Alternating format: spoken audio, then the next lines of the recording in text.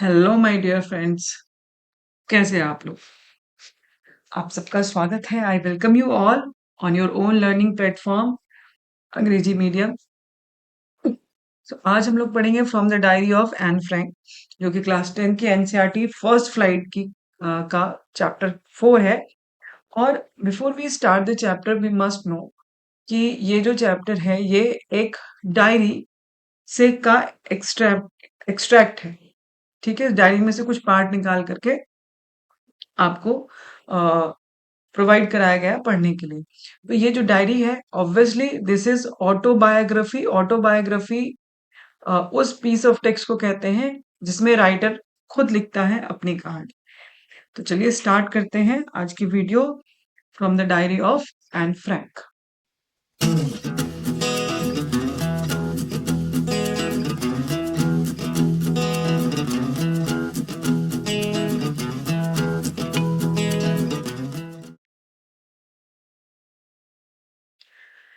Okay, सो Anne Frank का जन्म 12 जून 1929 को हुआ था और फरवरी मार्च 1945 के बीच में इसकी डेथ हो गई थी। एन फ्रैंक जो थी एक जूइश गर्ल थी जिसने ये जो डायरी है ये लिखी थी जब वो छुपी हुई थी अपने फैमिली और 4 फ्रेंड्स के साथ एम्स्टर्डम में। और वो क्यों गई थी? क्योंकि नीदरलैंड्स में जो नाजीज का अ, वो नाजीज आ गए थे पावर में। ठीक है, तो वो एम्स्टर्डम चली गई। लेकिन एम्स्टर्डम में भी जब नाजीज जो थे वो वहां भी पहुंच गए और फाइनली वो लोगों को पकड़ लिया गया और कंसंट्रेशन कैंप में भेज दिया गया। ये 2 साल तक फॉर 2 years, ठीक है, they were hiding in her father's office. ये अपने फादर के ऑफिस में ये लोग छुपे हुए थे। ठीक है, 2 साल तक। ठीक है, और फाइनली कंसंट्रेशन कैंप में 1945 में थाइफस नाम के बीमारी से एक इन्फेक्शन बीमारी होती है, एक कोई डिजीज होता है टाइफस। और वहां पर इसकी डेथ हो गई after the death death of her sister. इसकी एक बड़ी सिस्टर थी, मार्गोट फ्रैंक। उसकी डेथ के बाद एन फ्रैंक की भी डेथ हो गई। तो the only survivor in her family was her father. ठीक है, और जब वो वापस आए वॉर एंड होने के बाद, तो उन्होंने देखा, एम्स्टर्डम जब वो वापस आए तो उन्होंने देखा कि एन फ्रैंक की डायरी जो है वो रखी हुई है। और फिर उन्होंने सोचा कि एक यूनिक रिकॉर्ड है। ठीक है, क्योंकि उसने सब कुछ उसमें रिकॉर्ड कर रखा था, तो उन्होंने सोचा कि व्हाई नॉट इसको पब्लिश कराया जाए। तो ये जो है ना, उन्होंने डायरी को पब्लिश कराया। तो ये देखो, the diary was given to Anne Frank for her 13th birthday. उसको 13 बर्थडे को दिया गया था उसके फादर को। और लास्ट एंट्री जो थी उसकी फाइनल एंट्री 1 अगस्त 1944 की थी। ठीक है, हालांकि ये ओरिजिनली डच में लिखी हुई थी, और लेकिन ऑल ओवर वर्ल्ड में ये कई सारे लैंग्वेजेस में इसको प्रिंट कराया गया। कई सारी मूवीज, कई सारे टेलीविजन और थिएटर वर्क प्रोडक्शन वगैरह किए गए इसके लिए। ठीक है, सो वी कैन अंडरस्टैंड कि इस एन फ्रैंक की डायरी कितनी इंपॉर्टेंट है। ठीक है, सो यहाँ लास्ट लाइन क्या लिखा है? Anne Frank has become one of the most renowned and discussed of the holocaust victim. ठीक है, हॉलोकास्ट विक्टिम जो कंसंट्रेशन कैंप में जितने भी सारे जूइस रखे गए थे। हम सब जानते हैं, हिस्ट्री में आपने भी पढ़ा होगा कि नाजीज और जूइस की पटती नहीं थी। तो नाजीज क्या करते थे? जूइस को पकड़ के कंसंट्रेशन कैंप में पकड़ करके उनको परेशान करते थे, मारते थे। कई तरह के मेडिकल, साइकोलॉजिकल और साइंटिफिक रिसर्च उन्होंने अ, ऐसे जो कंसंट्रेशन कैंप में जिनको जिनको पकड़ के रखा था, वैसे वैसे उनके ऊपर वो परफॉर्म करते थे। लेकिन हमारी जो स्टोरी है वो स्टोरी इस जो कंसंट्रेशन कैंप के अंदर जो एक दुख, मतलब बिल्कुल, मतलब हार्ट रेंचिंग जो सिचुएशन था उसकी कहानी नहीं है। हमारी जो कहानी है वो कहानी एन फ्रैंक के स्कूल से रिलेटेड है, उसके जो एनेक्डोट्स हैं उन्होंने क्या क्या चीजें अपनी डायरी में नोट किया, और डायरी और एन फ्रैंक का क्या रिलेशन था उसके बारे में है। ठीक है, लेकिन एन फ्रैंक के लाइफ के बारे में जानने से पहले एन फ्रैंक कौन थी वो जानना बहुत जरूरी था। चलिए, ठीक है, अब हम लोग मेन टेक्स्ट स्टार्ट करते हैं। सो यहाँ पर एन फ्रैंक क्या कह रही है कि डायरी लिखना एक बहुत स्ट्रेंज एक्सपीरियंस है उसके लिए, क्योंकि कोई भी इंसान अ, एक 13 ईयर ओल्ड लड़की की डायरी क्यों पढ़ना चाहेगा, या उसके बारे में, स्कूल घर के बारे में क्यों जानना चाहेगा? It does not matter. ठीक है, किसी को कोई फर्क नहीं पड़ता, लेकिन sorry, I feel like writing, मुझे लिखना अच्छा लगता है, and I have an even greater need to get all kind of things off my chest. देखो, हर किसी के मन में ना बहुत सारी बातें होती हैं, जब हम चाहते हैं कि लोगों से शेयर करें। अच्छा, कुछ लोग शेयर कर लेते हैं, कुछ लोग एक्सट्रोवर्ट होते हैं, वो बहुत सारी बातें शेयर कर लेते हैं, बट कुछ लोग इंट्रोवर्ट होते हैं, वो बातें नहीं शेयर करते, वो अपने तक रखते हैं, और वो अपने ना चेस्ट पे, अपने दिल में वो बातें भरते रहते हैं, भरते रहते हैं, भरते रहते हैं। तो उनको भी कोई ना कोई चाहिए होता है कि वो अपनी बातें किसी से कह सके। देखो, paper has more patience than people, ये लाइन बहुत इंपॉर्टेंट है बेटा।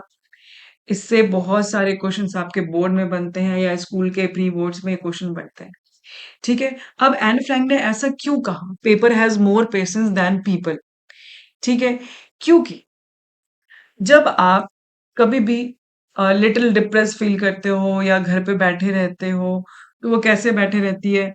वो बैठी रहती है अपने चिन पे हाथ रख के, बोर्ड होती रहती है, लिस्टलेस रहती है। लिस्टलेस मतलब नॉट हैविंग मच एनर्जी, और wondering whether to stay in और गो आउट, वो फिगर आउट करती रहती है। ठीक है, लेकिन वो कभी भी बाहर नहीं जाती, वो इसी कंफ्यूजन में रहती है कि बाहर जाऊं कि अंदर रहूं, क्या करूं मैं? Why she has told that paper has more patience than people? वो इसलिए कहती है क्योंकि when you tell something to people, किसी भी पर्सन को आप कहोगे, रेंटिंग करोगे, आपके मन में बहुत सारी बातें हैं, बहुत कुछ कहना चाहते हो, तो समहाउ कभी ना कभी कुछ लोग बोर हो जाते हैं कि क्या तुम हर बात पे रोती रहती हो, क्या तुम हर बात पे ये बोलती रहती हो, चलो अपना काम करो। ठीक है, और पीपल जजमेंटल भी होते हैं। ठीक है, बट पेपर जजमेंटल नहीं होता, पेपर कभी भी बोर नहीं होता आपकी बातों को सुनने से। ठीक है, तो इसीलिए यहाँ पर पेपर, आप अपने मन की बातें पेपर पे लिख लो, पेपर तो ये नहीं कहेगा कि बस भाई आज हो गया, अब मत लिख मेरे पे, है ना, मैं बोर हो गया हूँ, ऐसा नहीं कहेगा। लेकिन आप अगर अपने दिन भर की बातें अपनी फ्रेंड को बताओगे, रोज रोज रोज रोज वही मोनोटोनस रूटीन, तो वो थोड़ा पीपल बोर हो सकते हैं। Sometimes people get judgemental too, but paper can't, right? तो इसीलिए अ, जो उसने कहा कि paper does have more patience than people. So since I am not planning to let anyone else read this stiff backed notebook, अब stiff backed notebook क्या है? ये उसकी डायरी है। ठीक है, unless I should ever find a real friend, अगर मुझे कोई रियल फ्रेंड मिल गया तब तो ठीक है, तब तो मैं उसे अपनी डायरी दे दूंगी पढ़ने के लिए। लेकिन अगर मुझे जब तक कोई नया कोई ऐसा फ्रेंड, रियल फ्रेंड नहीं मिलता, तब तक ये डायरी कोई क्यों ही पढ़ना चाहेगा? ठीक है, now I am back to the point that prompted me to keep a diary in the first place, I do not have friend. अब एन फ्रैंक डायरी क्यों रखना चाहती है? क्योंकि उसके पास कोई भी फ्रेंड नहीं है, so that she can share her feeling, है ना? वो अपने मन की बात कहने के लिए उसके पास कोई भी एक ऐसा पर्सन नहीं है। ठीक है, नेक्स्ट चलिए देखते हैं हम लोग। एन एन फ्रैंक कह रही है यहाँ पर कि पहले तो मैं आपको क्लियरली बता दूं कि कोई भी पर्सन ये बात को बिलीव नहीं करेगा कि एक 13 ईयर्स ओल्ड गर्ल के पास, गर्ल जो है वो पूरे वर्ल्ड में अलोन है। हालांकि she is not alone, she has loving parents, sister, 16 year old sister, she has loving grand mother, and loving aunts, home भी है, ठीक है। No, on the surface I seem to have everything except one true friend. उसके पास सब कुछ है but एक फ्रेंड की कमी है, ठीक है, जिससे कि मैं अपने डेली की ऑर्डिनरी बातें, ठीक है, ऑर्डिनरी बातें ना करके मैं उससे चीजें शेयर करूं जो मैं सोचती हूँ, है ना। मतलब कोई ऐसा फ्रेंड जिसे मैं सिर्फ ये ना बोलूं कि मैं सुबह उठी मैं खाई, मैं जो फील करती हूँ, ठीक है, मैं किसी चीज को लेकर के क्या फील करती हूँ, मैं कैसी हूँ, वो सब चीजें मैं शेयर करूं। मुझे ऐसे फ्रेंड की जरूरत है। लोग हैं उसकी लाइफ में बट उसके पास एक वो ट्रू फ्रेंड नहीं है, ठीक है। और जो एक लाइबिलिटी होती है पर्सन की, maybe it's my fault that we don't confident each other. अच्छा, उसके पास फ्रेंड्स हैं लेकिन शायद एना को ये लगता है कि ये मेरी गलती है कि मैं और वो जो फ्रेंड है आपस में कॉन्फाइड नहीं है, ठीक है, उसकी वो कॉन्फिडेंट नहीं बन पा रही है।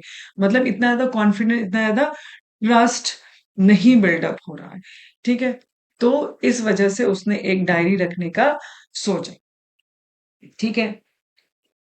So to enhance the image of this long-awaited friend in my imagination, I don't want to jot down the facts in the diary the way most people would do, but I want the diary to be my friend, and I am going to call this friend Kitty. अच्छा, generally लोग क्या करते हैं, अपने facts लिखते हैं, हमने दिन में क्या किया, कोई डेटा है वो लिख लिया, कोई इंपॉर्टेंट डेट है, कोई इंपॉर्टेंट अमाउंट है, कुछ इंपॉर्टेंट चीजें हैं वो लिख लिया। बट एन फ्रैंक ये नहीं चाहती कि मेरी जो डायरी हो वो ऐसी हो कि हम सिंपली जो फैक्ट्स जॉट डाउन कर ले उसमें। वो चाहती है कि जो एन एन फ्रैंक चाहती है कि उसकी जो डायरी है वो उसकी फ्रेंड हो। और उसने अपनी फ्रेंड को क्या नाम दिया है, उसने अपनी फ्रेंड को नाम दिया है kitty. Okay, so since no one would understand a word of my story to Kitty if I were to plunge right in, I would better provide a brief sketch of my life, much as I disliked doing so. अब वो कहती है कि भाई kitty को तो कुछ समझ ही नहीं आएगा अगर मैं उसको डायरेक्ट बताना शुरू कर दूंगी। तो चलो ठीक है, अपनी फ्रेंड को इंट्रोड्यूस करते हैं। किससे इंट्रोड्यूस करते हैं? मैं अपनी लाइफ से, हालांकि मुझे बहुत पसंद नहीं आया, I dislike doing so, but still मैं अपनी लाइफ का थोड़ा सा एक ब्रीफ स्केच मैं अपनी फ्रेंड किटी को दे देती हूँ। तो उसके फादर हैं ऑटो फ्रैंक, ठीक है, जो कि मोस्ट अडोरेबल फादर हैं। उनकी मदर है, ठीक है, उसकी एक सिस्टर है, ठीक है, सिस्टर का नाम क्या है? मार्गॉट, ठीक है। उसका जन्म 1926 में हुआ था और एन फ्रैंक का जन्म कब हुआ था? 1929 में, ठीक है। ये फ्रैंकफर्ट में रहते हैं। जब तक वो 4 साल की थी तब तक वो फ्रैंकफर्ट में रह रहे थे और फिर उसके फादर जो है इमिग्रेट होकर के हॉलैंड आ गए 1933 में, ठीक है। उसकी मदर का नाम एडिथ हॉन्डलर फ्रैंक है, ठीक है। और वो अपने हस्बैंड के साथ अ, हॉलैंड कब आई? सितंबर में आई, ठीक है। और फिर अ, और मार्गोट और जो एन थी वो एचएन में अपनी ग्रैंडमदर के साथ ही रुकी और फिर फरवरी में सब लोग इकट्ठे आ गए, ठीक है। ओके, तो उसकी जो स्कूलिंग वगैरह थी सब मॉन्टेसरी नर्सरी स्कूलिंग वगैरह सब वहीं पर हुई, ठीक है। और in the six form my teacher was Mrs cuprous, ठीक है, द हेड मिस्ट्रेस। जो इसकी मिस्ट्रेस थी वो मिसेस क्यूप्रस थी, ठीक है। एंड में जब फेयरवेल हुआ, जब वो जाने लगी उसका मॉन्टेसरी का, तो उसकी हेड मिस्ट्रेस और एन फ्रैंक दोनों टीयर्स से फिल हो गए थे, ठीक है। इन 1941 में उसकी ग्रैंड माँ बीमार पड़ गई और एक ऑपरेशन कराना पड़ा, ठीक है। इसीलिए एन फ्रैंक का उस ईयर यानी 1941 में एन फ्रैंक का बर्थडे सेलिब्रेशन छोटा सा हुआ, ज्यादा बड़ा नहीं हुआ। जनवरी 1942 में उनकी दादी की डेथ हो गई। ठीक है, no one knows how often I think of her and still love her. Obviously उनकी ग्रैंड मदर थी, बहुत लविंग थी, so she always think about her. And this birthday celebration in 1942 was intended to make up for other, and grandma's candle was lit along with the rest. ठीक है, तो जो 1942 में जो बर्थडे मनाया गया वो मतलब ग्रैंड माँ के जाने के याद में ही जलाया गया और ग्रैंड माँ के लिए कैंडल भी जलाया गया। The four of us are still doing well, and that brings me to the present date, 20 June 1942। ठीक है, यानी आज के दिन। ठीक है, and this Solomon dedication of my diary. ठीक है, तो आज के दिन वो डायरी लिखना, जब वो लिख रही है, जब वो बता रही है, उस दिन के डेट पे वो आ जाते हैं। ठीक है, अब वो डायरी में कैसे लिखती है? अपनी डायरी को वो बता रही है। वो क्या बता रही है कि उसके स्कूल में क्या-क्या हुआ। तो अपनी डायरी को जो है वो कैसे एड्रेस कर रही है, डियरेस्ट किटी। ठीक है? अब जो सारा सिनेरियो है जो उसके क्लास में है, उसके स्कूल में, उसके क्लास में जो सारा सिनेरियो चल रहा है वो उसको एक्सप्लेन कर रही है। ठीक है? पूरी क्लास जो है वो क्लास इज़ क्वैकिंग यानी फुल ऑफ नॉइज़ है, पूरी क्लास भरी हुई है। ठीक है?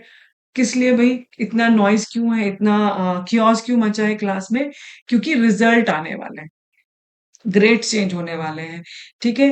अब टीचर्स क्या डिसाइड करेंगे, who will move up to the next form, यानी कौन सा बच्चा अगले क्लास में जाएगा और कौन सा इसी क्लास में रहेगा। ठीक है? सारी क्लासेस ने, आधी से ज्यादा क्लासेस ने क्या किया, एक दूसरे से बेट लगा रखा है, यानी जो हम शर्त लगाते हैं वैसे लगा रखा है। जीएन, अब देखो याद रखो उसका, उस अब इसका जेंडर नहीं है कुछ डिसाइडेड है। ठीक है, जीएन उसके उसका कोई फ्रेंड है, एंड आई। ठीक है, यानी एन फ्रैंक खुद। फिर ठीक है, फिर एक और फ्रेंड है यहाँ पर, सीएन, और तीसरा फ्रेंड है जैक। ठीक है, ये तीन फ्रेंड हैं उसके जो बेसिकली इस स्टोरी में जिसके बारे में बात की गई है। ठीक है, अब ये लोग सारे लोग आपस में बैठे हैं और आपस में बेट लगा रहे हैं, you are going to pass, no I am going, no I am not. ठीक है, इस तरह से, नहीं नहीं तुम पास हो जाओगे, नहीं नहीं मैं पास नहीं हो पाऊंगी। ठीक है, इस तरह से होता है। और इफ अब एन क्या कह रही है कि अगर आप मुझसे पूछो तो मेरे क्लास में ऐसे कई सारे डमीज हैं, आधे से ज्यादा क्लास जो है ना वो यहीं रह जाएगी, यानी इसी क्लास में वो रह जाएगी।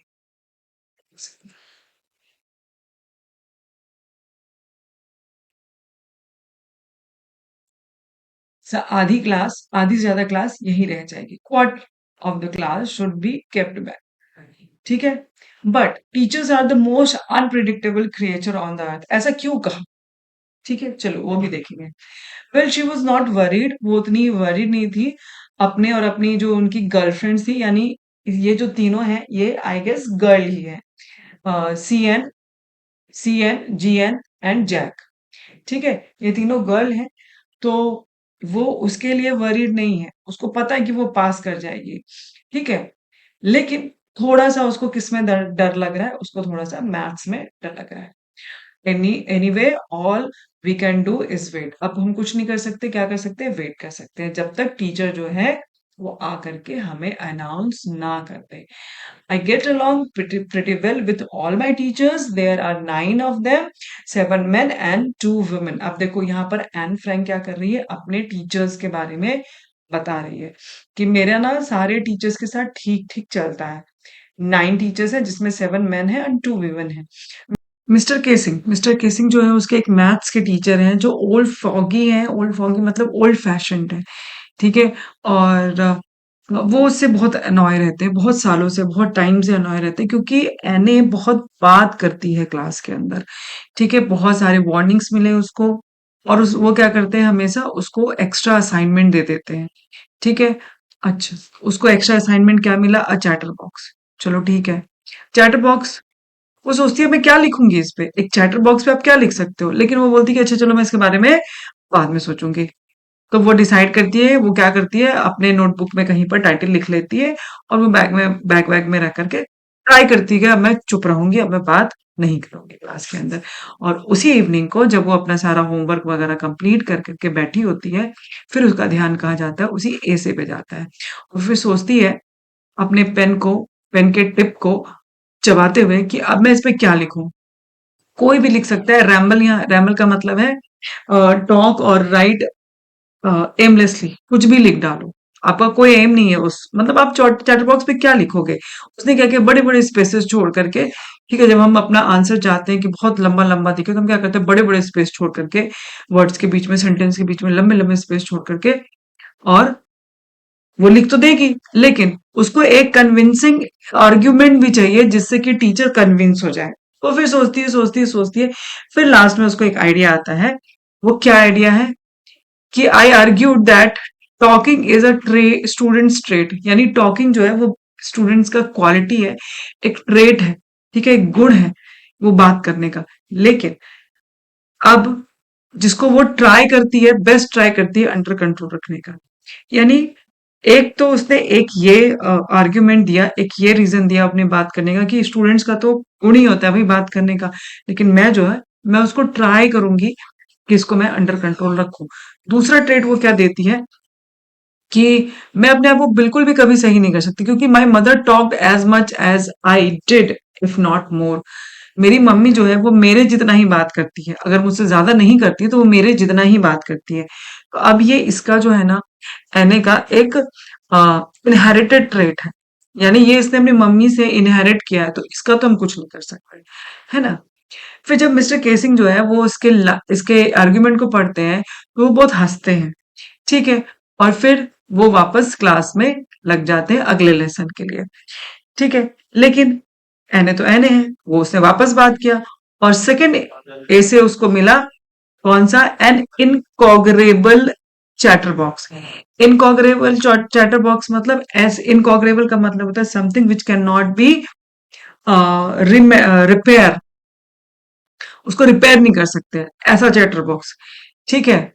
तो फिर क्या हुआ, फिर उसने एक ऐसे लिखा, मिस्टर केसिंग को उसने पकड़ा दिया ऐसे लिख करके, ठीक है। अब मिस्टर केसिंग के पास कुछ नहीं था, हैड नथिंग टू कंप्लेन। अब वो उनके पास ऐसे लिख करके अब पनिशमेंट दे दिया, पनिशमेंट ने बच्चे ने पूरा कर दिया। फिर अगले 2 लेसन तक मिस्टर केसिंग के पास कोई भी कंप्लेन नहीं था, ठीक है। लेकिन थर्ड लेसन आते आते, यानी थर्ड पीरियड आते आते, अब वो एन फ्रैंक के टॉकिंग से वो बहुत ज्यादा परेशान हो गए थे। फिर उन्होंने एन फ्रैंक को एक अजीब सा टॉपिक दिया, एक अजीब सा ऐसे दिया लिखने के लिए, जिसका टॉपिक था quack quack quack said mistress chatterbox. ये कैसा टॉपिक है भाई, इसको सुनते ही द होल क्लास रॉड, मतलब पूरी क्लास हंसने लगी, और एने भी हंसी ऑब्वियसली। लेकिन अब एने के पास ना सारा एग्जॉस्ट हो चुका था उसका जो क्रिएटिविटी जेन्युइनिटी था, ठीक है। फिर वो बोलती कि मैं कुछ टाइम के बाद आऊंगी लेकिन कुछ ओरिजिनल लेके आऊंगी। फिर उसकी हेल्प करने के लिए उसकी एक फ्रेंड आगे आती है, विच इज साने। और साने वॉज गुड एट पोइट्री, और वो साने जो है वो उसको ऑफर करती है कि चलो तुम्हारा जो ऐसे है वो मैं पोइट्री के फॉर्म में लिख देती हूँ। तो उसने क्या किया, फ्रॉम बिगनिंग टू एंड वो वर्स में लिखती है, बेटा वर्स का मतलब होता है पोइट्री, ठीक है, और मैं लिख देती हूँ। तो सुनते ही एना खुश हो जाती है। फिर ये सोचती है कि if mister casing was playing game और जोक ऑन मी, तो ये भी एक जोक होगा उनके लिए। मतलब ऐसे ऐसे टॉपिक पे कौन देता है भाई ऐसे लिखने स्टूडेंट्स को। Finally both of them finish their poem, it was very beautiful. और ये किसके बारे में था, ये quack quack quack mistress chatterbox, ये इस टॉपिक में जो बच्चे ने लिखा था वो क्या था, एक मदर डक थी और एक फादर स्वान था, और उसके 3 बेबी डकलिंग्स थे।